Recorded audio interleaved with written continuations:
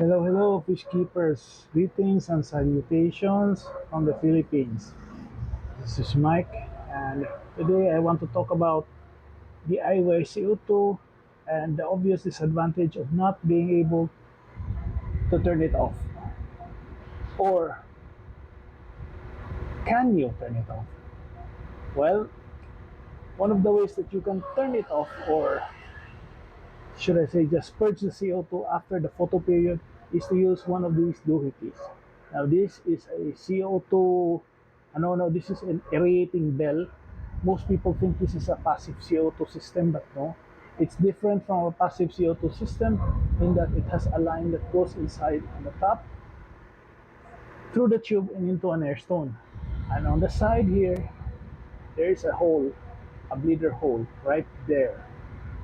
Now, you can also purchase CO2 by just simply running the airstone outside into the tank and just let it run. But the problem, especially with a planted tank, is you might uproot some plants because it's going to create a very turbulent flow of water, and we cannot have that in a planted tank. So this will stop that turbulent flow and at the same time still move the air inside here to gas off the CO2. So this is time to turn on an hour before the photo period ends and turn off 2 hours before this starts again. So that should be more than enough time to purge the CO2 outside, to gas it off, because during the off photo period, the plants will be consuming oxygen and not producing CO2. So they also need oxygen. So we'll need to purge some of the surplus CO2 for the plants to be healthy.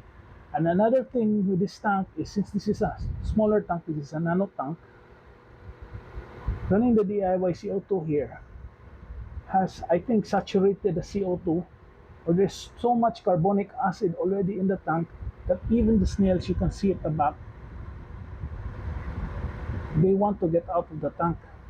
And even somewhere here, I think there is a dead snail there, a bladder snail there. Sorry for the glare. And basically all the snails in the stack are just not happy, and since this is a new system, I really need the snails to be in here to help control the algae. It's barely 3 weeks and this is the phase where it gets ugly, and I really need all the cleanup crew that I can get. And this is a bonus tip. I will show you how I will control the air with a bleeder valve. Normally we would put some kind of controller here and just limit the air flowing through. But instead of doing that, I will bleed off the surplus air so that I won't damage the one-way flapper valves inside the tank. I will turn it on. I'm controlling it with this timer. This is a Wi-Fi timer. I'll turn it off so that you can see this how it's working. See? I will control the amount of air by opening this. By opening this, I will allow some of the air to escape here and slowing down the bubbles inside.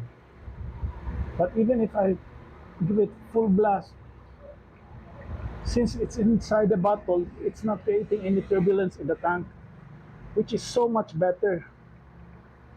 And as you can see on the top, the bleeder valve here and the bleeder hole allows the air to escape. This is how you gas off CO2, and this is how you gas off CO2.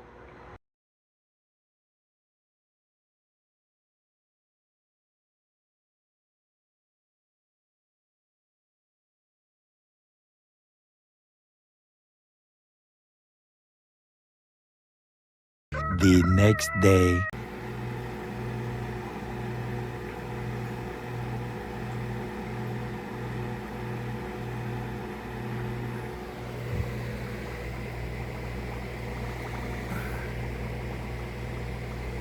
In a DIY CO2 system.